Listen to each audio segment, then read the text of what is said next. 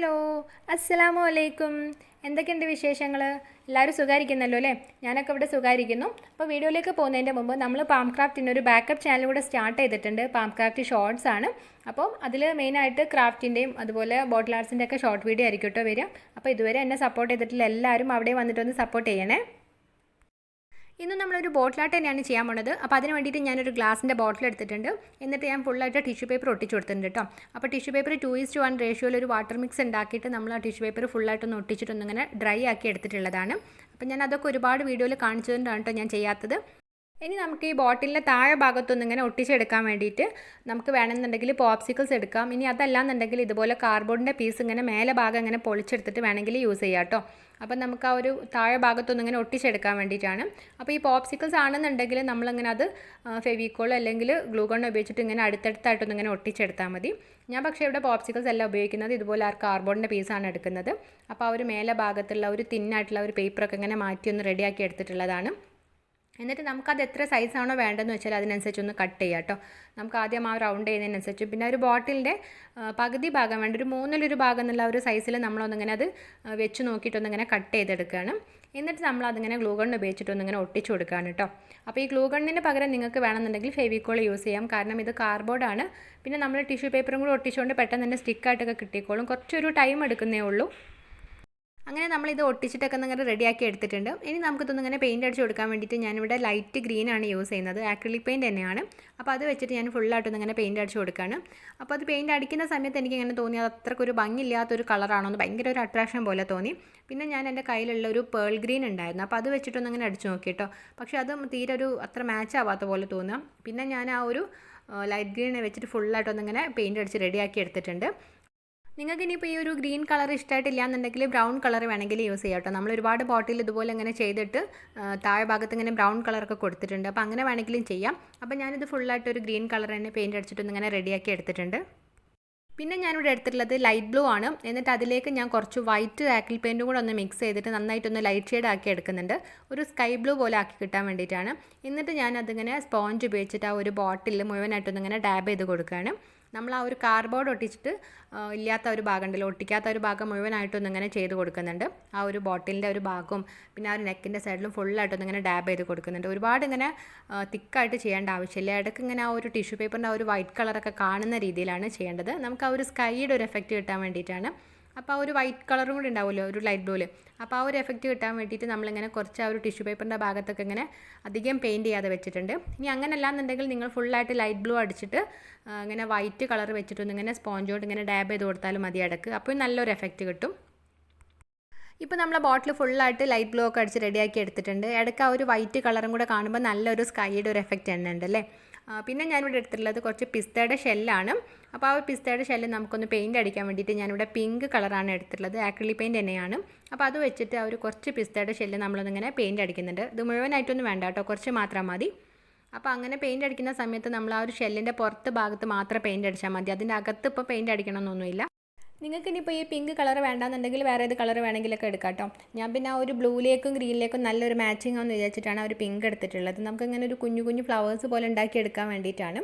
അപ്പോൾ അതിന് വേണ്ടി നിങ്ങൾക്ക് വേണമെങ്കിൽ യെല്ലോ കളർ എടുക്കാം, റെഡ് കളർ എടുക്കാം, അങ്ങനെ ഏത് കളർ വേണമെങ്കിലും ചൂസ് ചെയ്യാം കേട്ടോ.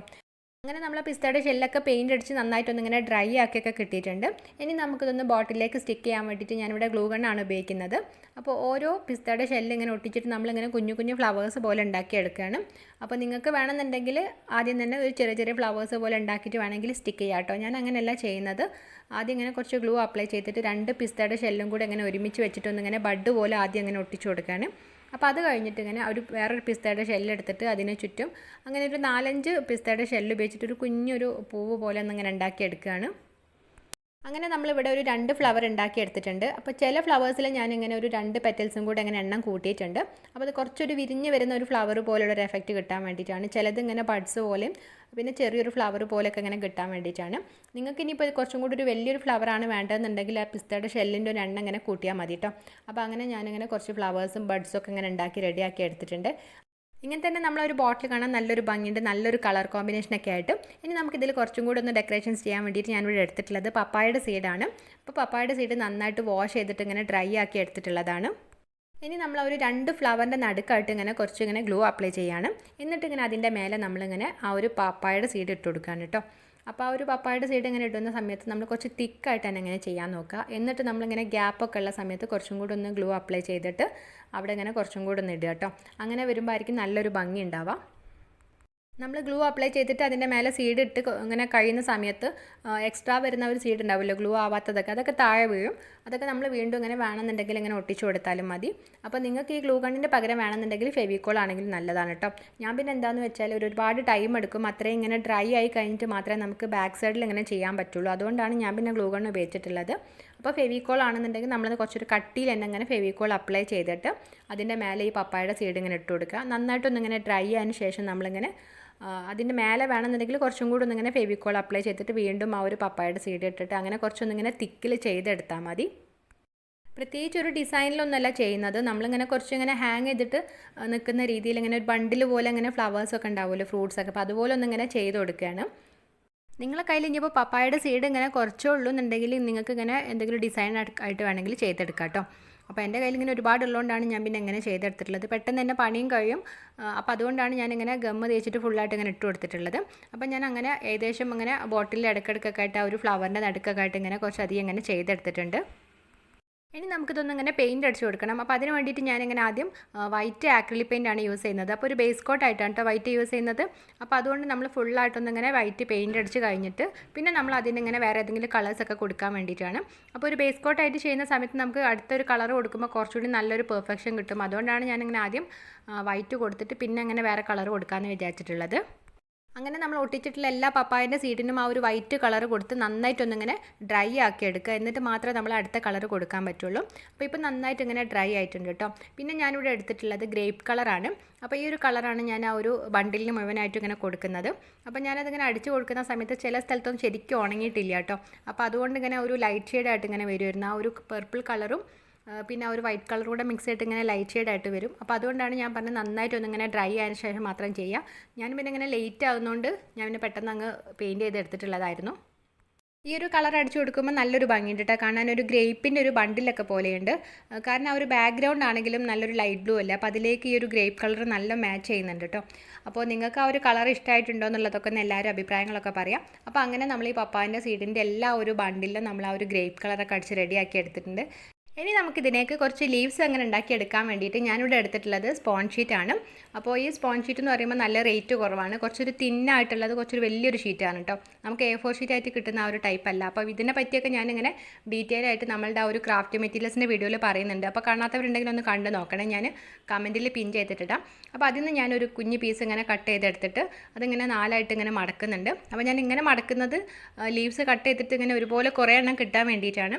അപ്പോൾ നിങ്ങൾക്ക് ഇങ്ങനെ പറ്റിയിട്ടില്ല എന്നുണ്ടെങ്കിൽ ഓരോ കുഞ്ഞു കുഞ്ഞു പീസായിട്ട് ഇങ്ങനെ കട്ട് ചെയ്തെടുത്തിട്ട് അതിൽ നിന്നൊരു ലീവ്സിൻ്റെ ഷേപ്പ് ഒന്നിങ്ങനെ കട്ട് ചെയ്തെടുത്താൽ മതി. ഞാനപ്പോൾ ഇങ്ങനെ എളുപ്പം പണി ചെയ്യാൻ വേണ്ടിയിട്ടാണ് ഇങ്ങനെ ഒരുമിച്ച് ഇങ്ങനെ വെച്ചിട്ട് ഇങ്ങനെ കട്ട് ചെയ്തെടുത്ത് റെഡിയാക്കി എടുത്തിട്ടുള്ളത്. അപ്പോൾ ഇങ്ങനെ കുഞ്ഞു കുഞ്ഞു കുറച്ച് ലീവ്സ് ഇങ്ങനെ ഉണ്ടാക്കി എടുത്തിട്ടുണ്ട്. അപ്പോൾ അത് ഞാനിങ്ങനെ ഓരോന്നായിട്ട് ഇങ്ങനെ ഒട്ടിച്ച് കൊടുക്കുകയാണ്. നമ്മൾ ഉണ്ടാക്കിയിട്ടുള്ള ഒരു ഫ്ലവറിൻ്റെ ചുറ്റുമായിട്ട് 2 എണ്ണം എടുത്തിട്ട് ഇങ്ങനെ ഒട്ടിച്ച് കഴിഞ്ഞപ്പോഴാണ് അത്ര ഒരു ഭംഗിയില്ലാത്ത പോലെ തോന്നുക. കാരണം സ്പോഞ്ച് ഷീറ്റ് ആയതുകൊണ്ട് തന്നെ ഇങ്ങനെ നേരെ നിൽക്കുകയല്ലേ ചെയ്യാം. അപ്പോൾ പിന്നെ ഞാനിങ്ങനെ 1-2 എണ്ണം എടുത്തിട്ട് ഇങ്ങനെ സിസേഴ്സ് ഉപയോഗിച്ചിട്ട് ഇങ്ങനെ ഒന്ന് വലിച്ചെടുത്തപ്പോൾ അതിങ്ങനെ ചെറിയൊരു വളവൊക്കെ വന്നിട്ട് നല്ലൊരു ഭംഗിയായിട്ടുണ്ട്. നമ്മൾ കട്ട് ചെയ്ത് വെച്ചിട്ടുള്ള ഓരോ ലീവ്സും ഞാനിങ്ങനെ ആ ഒരു ഫ്ലവേഴ്സിൻ്റെ സൈഡിലും പിന്നെ ആ ഒരു ബണ്ടിലെ സൈഡിലൊക്കെ ആയിട്ട് ഇങ്ങനെ ഒട്ടിച്ചു കൊടുത്തിട്ട് അപ്പോൾ ഒട്ടിച്ച് കഴിഞ്ഞപ്പോഴാണ് എനിക്ക് തോന്നിയത് ഇങ്ങനെ ഒരു വള്ളി പോലെയൊക്കെ ഇങ്ങനെ ത്രെഡ് കൊണ്ട് ഇങ്ങനെ ചെയ്തെടുത്തിട്ട് അവിടെ ഇങ്ങനെ ആ ലീവ്സൊക്കെ ഇങ്ങനെ ചെയ്തെടുത്താൽ മതിയായിരുന്നു എന്ന്. അപ്പോൾ ഞാനിങ്ങനെ ആ ഒരു സ്പോഞ്ച് ഷീറ്റൊക്കെ ഇങ്ങനെ പറിച്ചെടുക്കാൻ നോക്കിയ സമയത്ത് കീറി പോയിരുന്നു. കാരണം ഭയങ്കര തിന്നായിട്ടുള്ളതാണ്. പിന്നെ ഞാൻ അങ്ങനെ ചെയ്തിട്ടില്ല. അതുപോലെ തന്നെ ഇങ്ങനെ കംപ്ലീറ്റ് ചെയ്തെടുത്തു കേട്ടോ. അപ്പോൾ നിങ്ങളിങ്ങനെ ട്രൈ ചെയ്യുന്ന സമയത്ത് 1-2 വള്ളി പോലൊക്കെ ഇങ്ങനെ ചെയ്തെടുത്തിട്ട് നോക്കിയാൽ നല്ലൊരു ഭംഗിയൊക്കെ ഉണ്ടാവും കേട്ടോ. അപ്പോൾ ഞാനിപ്പോൾ ഇങ്ങനെ തന്നെയാണ് കംപ്ലീറ്റ് ആയിട്ട് ചെയ്തെടുത്തിട്ടുള്ളത്. പിന്നെ ഞാൻ ആ ഒരു ബോട്ടിലിൻ്റെ നെക്കിൻ്റെ സൈഡിൽ ഇങ്ങനെ ഒരു പിങ്ക് കളർ സാറ്റിൻ റിബണോട് ഒന്നിങ്ങനെ റോൾ ചെയ്ത് കൊടുക്കുന്നുണ്ട്. അപ്പോൾ അങ്ങനെയും കൂടെ ആയ സമയത്ത് നമ്മളെ ബോട്ടിൽ നല്ലൊരു കളർഫുൾ തന്നെ ആയിട്ടുണ്ട്. നല്ലൊരു ഗ്രീനും അതുപോലെ ഒരു പിങ്കും പിന്നെ ആ ഒരു ഗ്രേപ്പ് കളറും ലൈറ്റ് ബ്ലൂ ഒക്കെ വന്നിട്ട് നല്ലൊരു ഭംഗിയായിട്ടുണ്ട്. ഇനി നമ്മൾ ബോട്ടിൽ മുഴുവനായിട്ട് ഇങ്ങനെ ഒരു കോട്ട് വാർണിഷും കൂടെ ഒന്ന് അടിച്ച് കൊടുക്കുന്നുണ്ട്. അപ്പോൾ നമ്മൾ വാർണിഷ് അടിക്കുന്ന സമയത്ത് ആ ഒരു പിസ്തയുടെ ഷെല്ലിലും അതുപോലെ പപ്പായൻ്റെ സീഡിലൊക്കെ അടിക്കണം. അതുപോലെ ഞാൻ ആ ഒരു കാർഡ്ബോർഡിൻ്റെ പീസ് ഉണ്ടല്ലോ അപ്പോൾ അവിടെയും ചെയ്യുന്നുണ്ട്. പിന്നെ ആ ഒരു ലൈറ്റ് ബ്ലൂ ഷെയ്ഡ് ചെയ്തിട്ടുള്ള എല്ലാ ഭാഗത്തും ഞാൻ അങ്ങനെ ചെയ്യുന്നുണ്ട്. അപ്പോൾ നല്ലൊരു ഗ്ലൈസിങ് ഒക്കെ കിട്ടും. പിന്നെ ആ ഒരു സീഡ്സ് ഒന്നാണെങ്കിൽ പെട്ടെന്ന് ചീത്തയായിട്ട് പോകുമൊന്നുമില്ല. അപ്പോൾ നന്നായിട്ട് ഇങ്ങനെ നമ്മൾ വാർണിഷ് അപ്ലൈ ചെയ്തിട്ട് നന്നായിട്ടൊന്നിങ്ങനെ ഡ്രൈ ആക്കി എടുക്കുക കേട്ടോ. ഇപ്പം നമ്മളെ ബോട്ടിൽ വാർണിഷൊക്കെ അടിച്ച് നന്നായിട്ട് ഡ്രൈ ആയിട്ടുണ്ട്. അപ്പോൾ വാർണിഷൊക്കെ അടിച്ചുകൊണ്ട് തന്നെ നല്ലൊരു ഗ്ലൈസിംഗ് ഒക്കെ വന്നിട്ട് നല്ലൊരു ഭംഗിയുണ്ട് കേട്ടോ അപ്പോൾ കാണാനായിട്ട്. അപ്പോൾ അങ്ങനെ നമ്മൾ പപ്പായൻ്റെ സീഡ് ഉപയോഗിച്ചിട്ടുള്ള ഒരു ബോട്ടിലായിട്ട് ഇവിടെ റെഡി ആയിട്ടുണ്ട്. നമ്മൾ പപ്പായൻ്റെ സീഡ് ഉപയോഗിച്ചിട്ട് നേരത്തെ ഒരു ബോട്ടിലായിട്ട് ചെയ്തിട്ടുണ്ടായിരുന്നു. അപ്പോൾ അതിൻ്റെ വീഡിയോ കാണാത്തവർക്ക് ഞാൻ അതിൻ്റെ ലിങ്ക് ഞാൻ കമൻറ്റിലൊന്ന് പിൻ ചെയ്തിട്ടിടാം. അപ്പോൾ ഇനി പപ്പായൊക്കെ വാങ്ങിക്കുന്ന സമയത്ത് അതിൻ്റെ സീഡ്സൊക്കെ കളയാതെ നന്നായിട്ടൊന്ന് വാഷ് ചെയ്തിട്ട് ഡ്രൈ ആക്കി എടുക്കുക. അപ്പോൾ ഇതുപോലെ ബോട്ടിലായിട്ടൊക്കെ ഒന്ന് എല്ലാവരും ഒന്ന് ട്രൈ ചെയ്ത് നോക്കുക കേട്ടോ. ഇനിയിപ്പോൾ നിങ്ങളെ കയ്യിൽ ഈ പപ്പായൻ്റെ സീഡൊന്നും ഇല്ലയെന്നുണ്ടെങ്കിൽ ചീത്തയായി പോയിട്ടുള്ള കടുകോ അല്ലാന്നുണ്ടെങ്കിൽ ഇങ്ങനെ കുഞ്ഞു കുഞ്ഞു ബീഡ്സ് ഒക്കെ ഉണ്ടാവുമല്ലോ, അപ്പോൾ അതൊക്കെ വെച്ചിട്ട് ഇതുപോലെയൊക്കെ ഒന്ന് ഇങ്ങനെ ട്രൈ ചെയ്ത് നോക്കാം കേട്ടോ. അപ്പോൾ എനിക്ക് ഒരുപാട് ഇഷ്ടമായി, നല്ലൊരു കളർഫുള്ളൊക്കെ തന്നെ ആയിട്ടുണ്ട്. അപ്പോൾ അഭിപ്രായങ്ങളൊക്കെ ഒന്ന് എല്ലാവരും ഒന്ന് കമൻറ്റ് ചെയ്യുക. എപ്പോഴും പറയാറുള്ള പോലെ തന്നെ വീഡിയോസൊക്കെ ഫാമിലിക്കും ഫ്രണ്ട്സിനൊക്കെ ഒന്ന് ഷെയർ ചെയ്ത് കൊടുത്തിട്ട് മാക്സിമം ഒന്ന് സപ്പോർട്ട് ചെയ്യുകയും ചെയ്യണേ. അതുപോലെ നിങ്ങൾ വീഡിയോസൊക്കെ കണ്ടിട്ട് ട്രൈ ചെയ്ത് നോക്കിയിട്ടുള്ള പിക്ചേഴ്സൊക്കെ അയച്ചത് ഇൻസ്റ്റാഗ്രാമിലേക്കും ഫേസ്ബുക്കിലേക്കുമാണ്. അപ്പോൾ അതിൻ്റെ സ്ക്രീൻഷോട്ടാണ് കേട്ടോ ഞാനിവിടെ തന്നിട്ടുള്ളത്. അപ്പോൾ പിക്കൊക്കെ അയക്കാൻ വരുന്ന സമയത്ത് എല്ലാവരും ഒന്ന് ഫോളോ ചെയ്യാനും മറക്കരുത്. അതുപോലെ ഒരുപാട് പേര് സബ്സ്ക്രൈബ് ചെയ്യാതെ വീഡിയോസ് കാണുന്നുണ്ട്, ഒന്ന് സബ്സ്ക്രൈബ് ചെയ്തിട്ട് മാക്സിമം ഒന്ന് സപ്പോർട്ട് ചെയ്യുകയും ചെയ്യണം കേട്ടോ. അപ്പോൾ നമ്മളെ ചാനലിൽ വീഡിയോസ് അപ്ലോഡ് ചെയ്യുന്നത് വെനസ്ഡേ, ഫ്രൈഡേ, സൺഡേ 4:30 PM അപ്പോൾ വീഡിയോസൊക്കെ കണ്ടിട്ട് മാക്സിമം ഒന്ന് സപ്പോർട്ട് ചെയ്യുക. അതുപോലെ സബ്സ്ക്രൈബ് ചെയ്യാത്തവരൊക്കെ ഒന്ന് മറക്കാതെ ഒന്ന് സബ്സ്ക്രൈബ് ചെയ്തിട്ട് ബെല്ലൈക്കണും കൂടെ ഒന്ന് പ്രസ് ചെയ്ത് വെക്കണേ.